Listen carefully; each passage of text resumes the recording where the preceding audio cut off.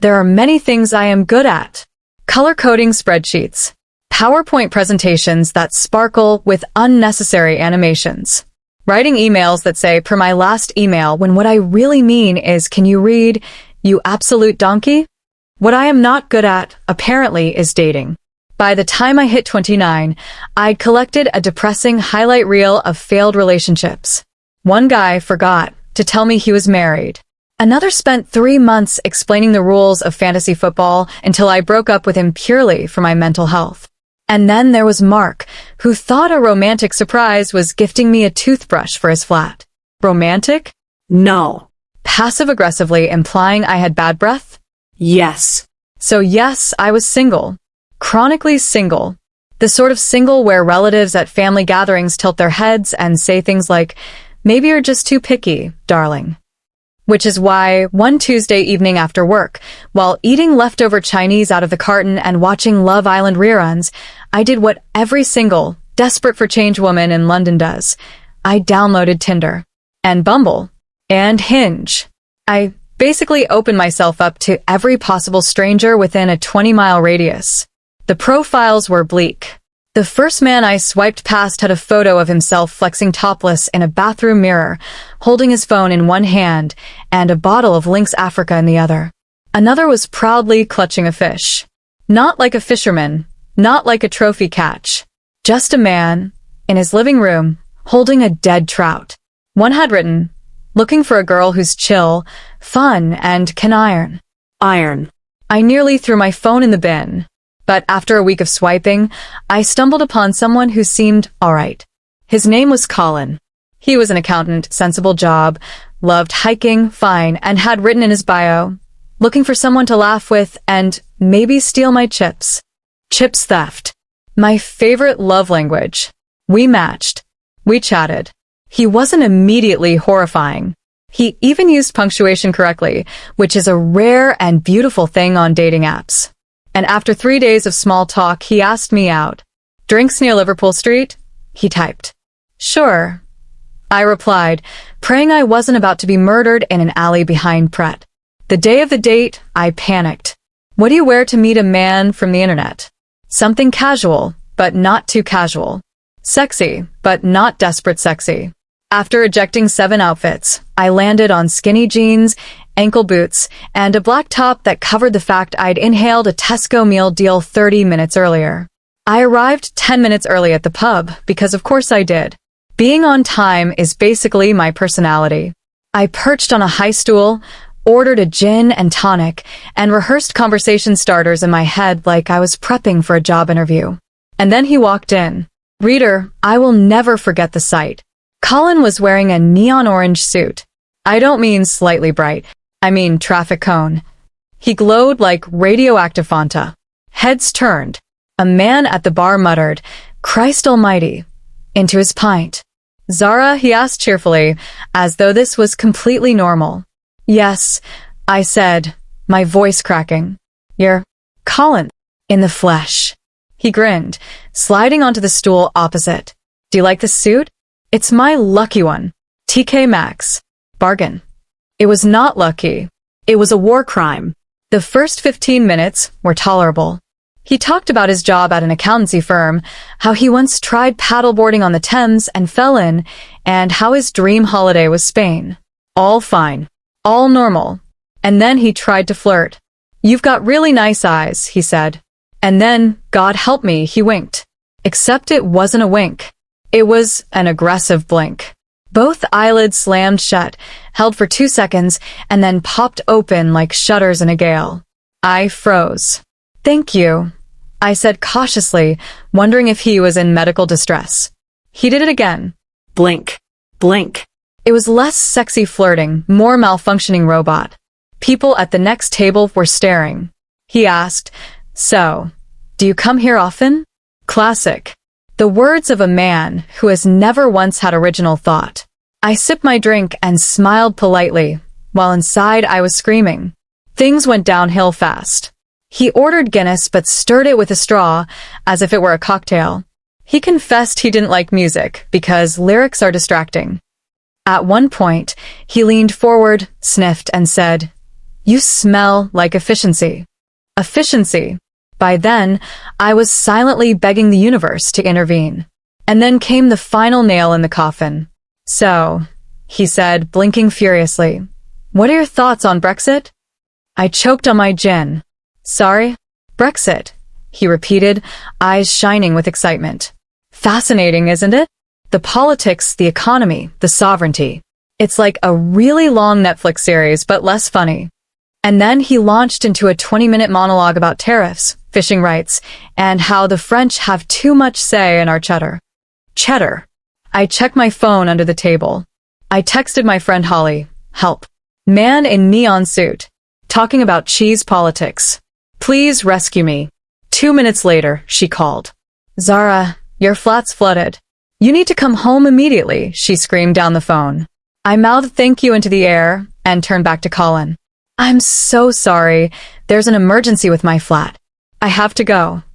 His face fell. But we were just getting to the bit about fishing quotas. Tragic, I said, already grabbing my bag. Good luck with your cheddar opinions. I bolted out of the pub, hailed the first cab I saw, and collapsed into the back seat. Bad date? The driver asked, raising an eyebrow. The worst, I muttered. Back in my flat, I changed into pajamas, opened a tub of Ben & Jerry's, and stared at my phone. First date down. 11 more to go if Holly's law of averages was right. The tragic truth? I actually missed the man with the sausage roll. If I thought Colin the neon cheese politician was the low point of my dating career, I was wrong. The universe had more material for me. 2 weeks later, after a string of unmatched conversations and one man who opened with, "Can you cook?" I matched with Ben. His profile was refreshingly normal. He worked in IT, had pictures of himself at football matches, one with a dog that wasn't suspiciously borrowed from a friend, and his bio read, "Looking for someone who likes food as much as I do." At that point, I would have dated a brick wall if it promised me a decent meal. We chatted for a few days, and he seemed harmless. He could spell, which I'd learned was a gift from the heavens in the world of online dating. He suggested dinner at a cozy Italian restaurant near Covent Garden, and I thought, yes, a man who can plan. Revolutionary. The night of the date, I turned up feeling cautiously optimistic. The restaurant was warm, candlelit, the kind of place where waiters have accents that make you feel inferior. Ben was already at the table, standing as I approached. He was tall, wore a dark jumper, and actually looked like his pictures. This in itself was a miracle. Zara, he said with a smile. Yes. Hi. He held out a chair for me. Polite. Tick. He asked about my day. Tick. He ordered a bottle of wine without asking if I wanted to split the bill. Double tick. By the time the starters arrived, I was thinking, maybe, just maybe, my luck has changed. We ordered bruschetta, which was delicious, followed by pasta. He was telling me a story about his disastrous attempt to cook a Sunday roast when he waved the waiter over. Excuse me, Ben said. Could I get another lasagna to go? I blinked. You're still hungry? Oh, it's not for me, he said casually. It's for my ex. She loves this one. I'll drop it off after. I stared at him, fork frozen halfway to my mouth. I'm sorry, what? He smiled as if he'd said something entirely reasonable. Yeah, she's mad for this lasagna. I always bring it to her when I'm here. It's kind of our thing. I took a large gulp of wine. Your ex. As in your ex-girlfriend. Yeah. He laughed, like I was being silly. We still live together. Rent's brutal in London, you know? But we're totally over. She's like a flatmate now. A flatmate he buys lasagna for. I shoved a piece of bruschetta into my mouth before I could say anything regrettable. Don't worry, he added. She knows I'm out with you. She even helped me pick this jumper.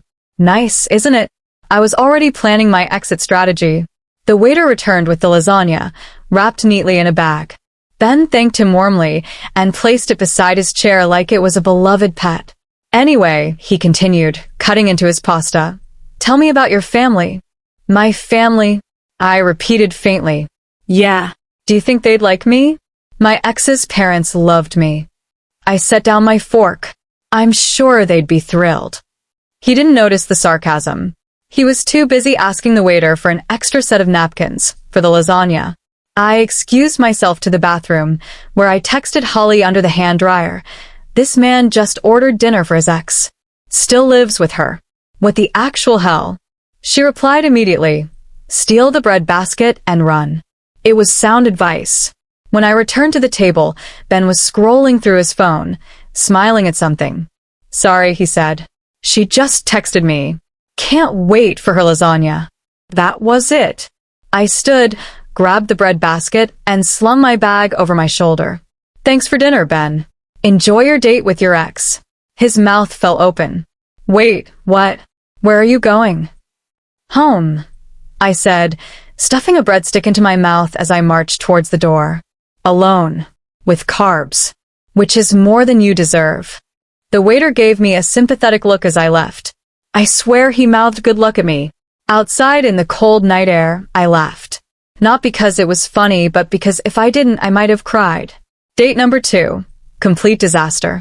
At this rate, I thought grimly, I'd be married to Deliveroo before I ever found a real man. By the 3rd date, I was starting to wonder if I was cursed. Maybe in a past life I'd wronged a fortune teller, or laughed at a witch, or stolen someone's favorite seat on the tube, and this was my karmic punishment. Endless dating disasters. But hope springs eternal, or maybe I'm just an idiot, because when Gareth popped up on Hinge, I thought, alright, let's give this a shot.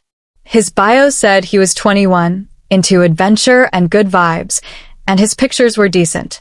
A bit blurry, but nothing alarming.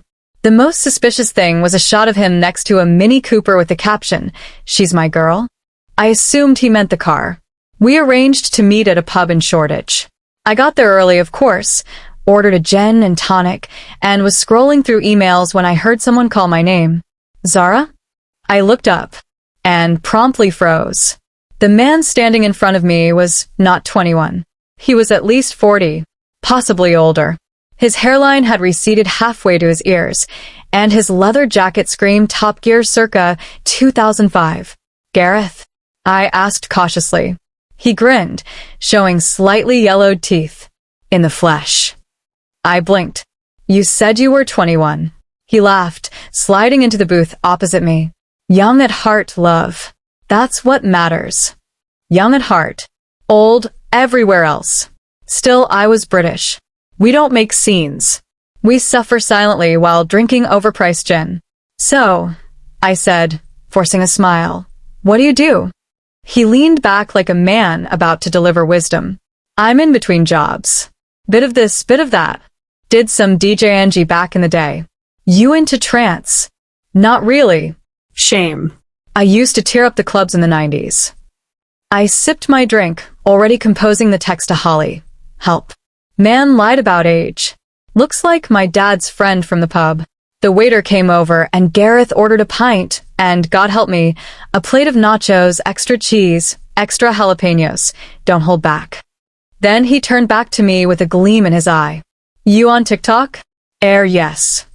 "I've been practicing the dances," he said proudly. "Want me to show you?" Before I could answer, he slid out of the booth, pint in hand, and began what I can only describe as a catastrophic attempt at a TikTok routine. His arms flailed, his hips wobbled, and at one point he tried to spin but nearly knocked over the waitress carrying drinks. The entire pub was watching. A man at the bar muttered, "Christ, he's gonna pop a hip." I wanted the ground to swallow me. He finished with jazz hands, slid back into the booth, panting. "Not bad, eh?" I smiled weakly. "Incredible." The nachos arrived.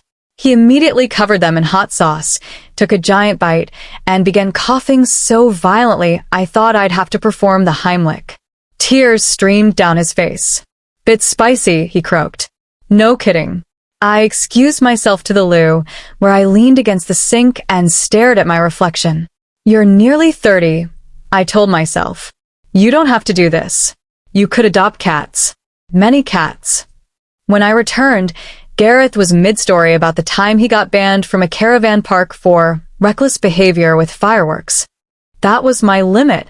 "I'm so sorry," I said, grabbing my bag.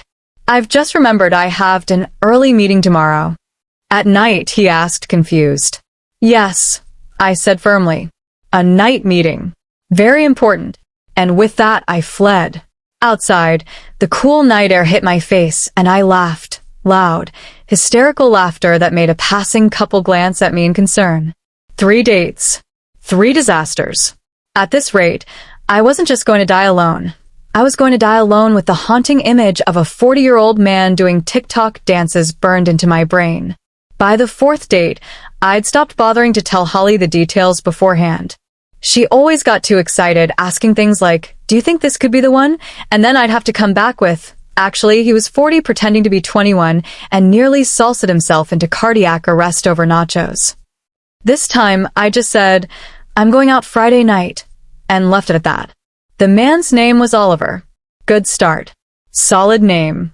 His picture showed him in nice shirts, standing next to landmarks like the London Eye and Tower Bridge, so at least he existed in this decade. His profile said he worked in finance, liked trying new restaurants, and valued honesty above all else. Which, after Gareth the Time Traveler, sounded like an absolute dream.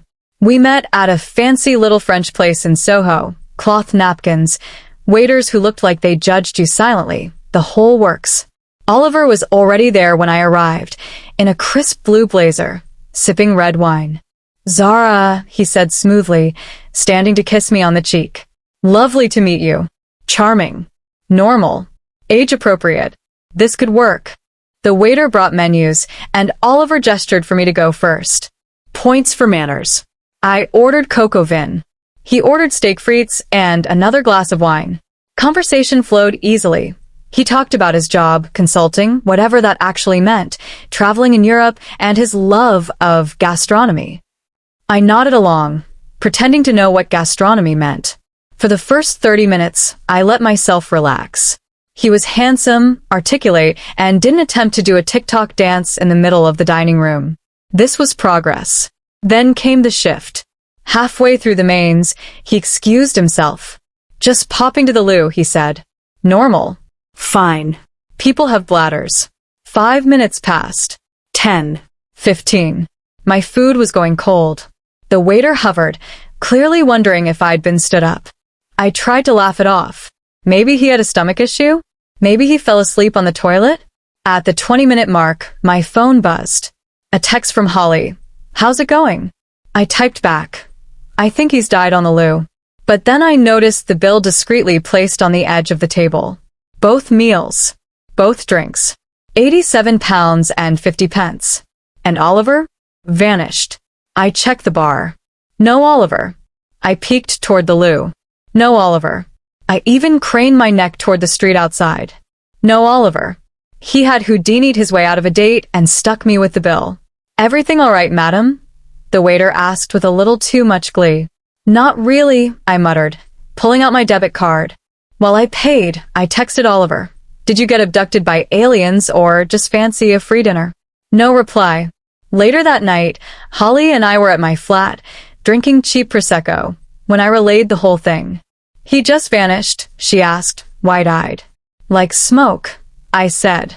"1 minute he's here, the next he's a puff of finance-scented air. What kind of psychopath does that? The kind that values honesty above all else," I deadpanned. We both burst out laughing.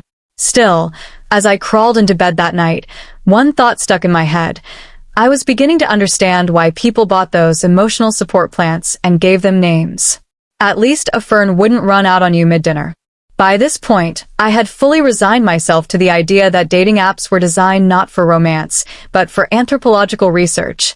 I was essentially a field scientist now, studying the bizarre behavior of the modern British male in his unnatural habitat. First dates. So when James popped up, I didn't even bother to pretend I was swooning. His profile picture was of him holding a flat white like it was the Holy Grail, and his bio said, "Looking for someone to laugh with, must enjoy banter, and oat milk." It was harmless. Basic. He wasn't holding a fish, so that was something. We agreed to meet at a trendy coffee shop in Camden that Holly had been dying to try. It had mismatched furniture, plant walls, and baristas with ironic mustaches. I got a degree in sociology, but now I make oat lattes. I arrived first, ordered a cappuccino, and snagged a table near the window. 5 minutes later, in walked James. He was taller than his photos, lanky in a sort of sixth form boy who grew too fast way, and wore a mustard yellow jumper that looked like it had been crocheted by a blind ant. But he had kind eyes and a decent smile, so I thought, okay, let's give this one a chance. Zara, he said cheerfully, plunking himself down. Nice to finally meet you. Lovely to meet you too. We exchanged small talk. His job? Copywriter. His hobby? Collecting vinyl records. Fine. No red flags. My cappuccino was still hot when things took a dramatic turn. He reached into his massive rucksack. Why do men always bring rucksacks to dates? It's not year 9 geography. Out came a laptop. What's that for? I asked cautiously. Well, he said, opening it up and booting the thing. I thought you could help me out. I blinked. Help you out with what? He spun the screen toward me. Tinder. Bumble. Hinge. Multiple tabs open, each one with his profile draft. I need a woman's perspective, he explained earnestly. Could you proofread my bios? Maybe help me pick the best photos? Make me look appealing. I just sat there, frozen, spoon halfway to my mouth. You brought me on a date, to edit your dating profiles? Well, yeah, he said, shrugging. You seem clever. Corporate job and all. You've probably written reports and stuff. Bios can be hard. Here, look, this one says, I like dogs, traveling and Sunday roasts. Do you think that's too generic? I stared at him, at the open tabs full of desperate selfies and half-baked jokes. I was speechless. Also, he continued, would you mind swiping for me? Women seem to like each other's taste. You could pick someone you'd be mates with. Saves me the effort. I nearly choked on my cappuccino. James, are you asking me to find you a girlfriend while on a date with me?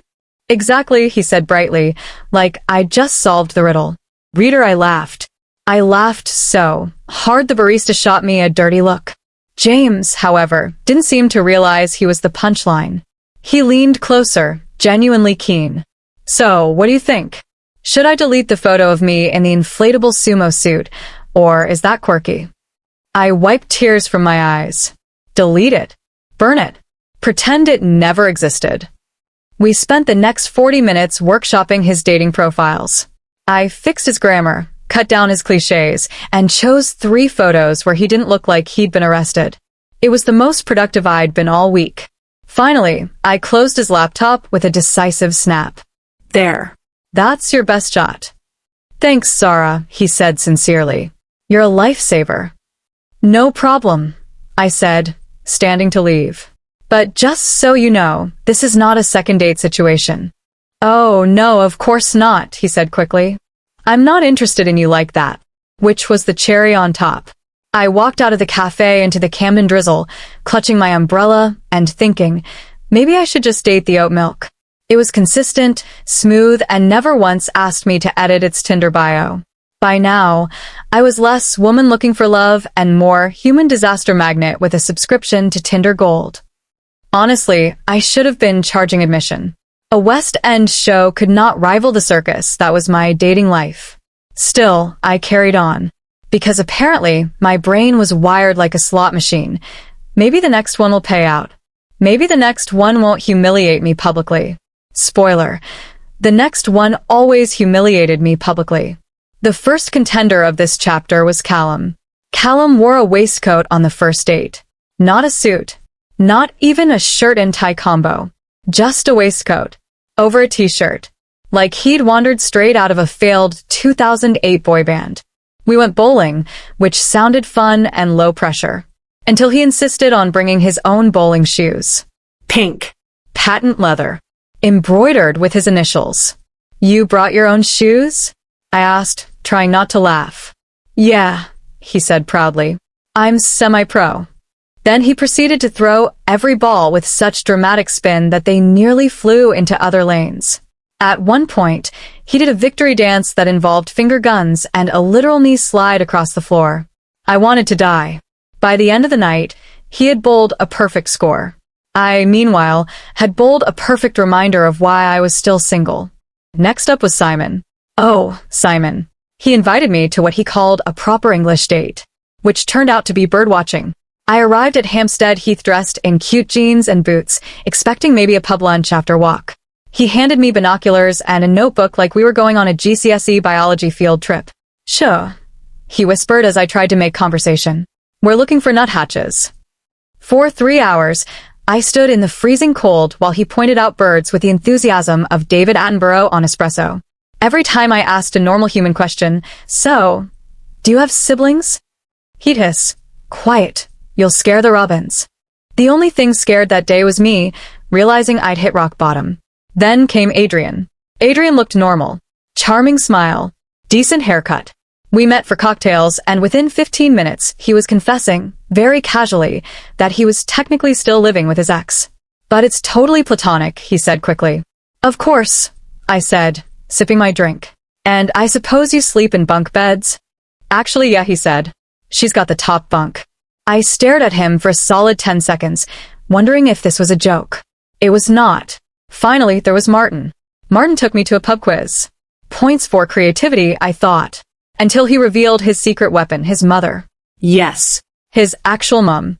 This is Sharon, he said proudly as we sat down. She's great at history. I spent 2 hours wedged between Martin, who smelled faintly of Lynx Africa, and Sharon, who whispered the answers to every question while winking at me like we were co-conspirators. We did win the quiz. First prize, a 20-pound bar tab, which Martin and Sharon promptly used to order tequila shots together, leaving me sipping lemonade like the unwanted third wheel I very much was. By the time I trudged home that night, mascara smudged and dignity in tatters, I genuinely wondered if perhaps the universe was trying to tell me something. Maybe I wasn't meant to meet someone. Maybe I was meant to be a cautionary tale in some future BuzzFeed article titled 20 Dating Horror Stories That'll Make You Feel Better About Your Own Love Life. But here's the thing. Despite everything, the waistcoats, the robins, the bunk beds, and Sharon the quiz champion, I didn't quit. Because somewhere, buried in the algorithmic hellscape of modern romance, I had to believe there was someone who wouldn't make me want to scream into a pillow after 90 minutes. I just had no idea that he was closer than I thought. After Martin and his mum, I decided to delete all the apps. Tinder, gone. Hinge gone. Bumble gone. Even Plenty of Fish, which I hadn't touched since university, but somehow still sent me notifications. I threw my phone dramatically onto the sofa and announced to Holly, that's it. I'm out. Romance is cancelled. Forever. Holly, sipping wine on my floor like some smug Greek oracle, smirked. You'll be back in a week. Never, I said firmly. I'd rather marry a duvet. A week later, I was back. Look, duvets are soft, but they don't make you cocktails or tell you you're pretty. So I downloaded Hinge again and told myself this was absolutely, definitely, the last chance. That's when I stumbled across Tom. His profile was normal. Blessedly, miraculously normal. No shirtless gym selfies. No dead fish. No inspirational quotes about grind set. Just a picture of him grinning awkwardly at a barbecue, another of him holding a dog, alive, thank God, and one where he was mid-laugh with his friends. His prompt answers were even better. Most spontaneous thing I've done? Accidentally joined a hen do in Brighton. Ideal Sunday? Lion, bacon sandwich, football on telly, roast at the pub. And when asked what he was looking for, he'd written, something serious. Someone I can be stupid with, but also bring home to mom. Reader, I swooned. We matched. He messaged first. Not hey or you up, but if you had to pick one forever, tea or gin? I replied instantly. Gin. I'll die hydrated but tipsy. He sent back a laughing emoji and a promise to test my gin loyalty in person. We arranged to meet at a small pub by the river. I went in with the usual mix of dread and resignation, already bracing for whatever circus act was about to unfold. But then I saw him, standing at the bar, pint in hand, smiling at me like he'd been waiting forever. And for the first time in months, my brain didn't scream run. It whispered, stay. Tom was easy. That's the best word for it. Easy to talk to, easy to laugh with, easy to sit in silence next to without it being weird. He didn't whip out a laptop, or vanish mid-meal, or lie about his age. He just asked me questions, actually listened to the answers, and told stories that made me laugh so hard I nearly snorted gin through my nose. At the end of the night, when he walked me to the station, he grinned and said, so, second date? I froze. I'd never been asked that before. Well, I had, but only by men I knew I'd block the second I got home. But this I wanted. Yes, I said. Too quickly. Pathetically quickly. But he just smiled wider. And that was how it started. One date turned into two, then three, then weekend brunches, then lazy Sundays with bacon sandwiches and football, exactly as he'd promised. Holly declared him the first man you've dated who isn't a walking punchline. My mom liked him instantly, which was a miracle in itself. A year later, we were back at that same Riverside pub. Tom fidgeted all night, dropping chips, knocking over his pint, until finally he blurted out, "I've got something to ask you." Then he pulled out a small, slightly wonky box from his pocket. I laughed. "Please tell me you're not asking me to edit your dating profile." He grinned nervously. No. "I'm asking you to marry me." The whole pub erupted in cheers. The bartender rang the bell. Some drunk bloke shouted, "Say yes, love." And I did. Of course I did. Because after 12 months of disasters, nacho-induced near-death experiences, waistcoats, bunk beds, and sharing the pub with mum, I'd finally found someone who made me feel like dating wasn't a punishment from the universe. Someone who made me laugh without humiliating me. Someone who ordered food for himself, paid his share, and never once brought a rucksack full of emotional baggage to the table.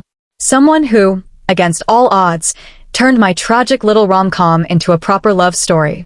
6 months later, I was curled up on the sofa in Tom's flat, wearing one of his hoodies and eating crisps straight from the bag, when Holly came over with her new boyfriend. She eyed my ring, then the crumbs on my jumper, and said, "How is it fair that you got proposed to when you used to date men who brought their mothers to the pub?" "Don't be jealous," I said, licking salt off my fingers. "I earned this. I went through dating Hunger Games." Tom, from the kitchen, shouted, "Don't forget the one who made you proofread his Bumble." Holly's boyfriend laughed so hard, he nearly spilled his beer. "That can't be real." "It was real," I said darkly. "And so were the bowling shoes. And the bird watching.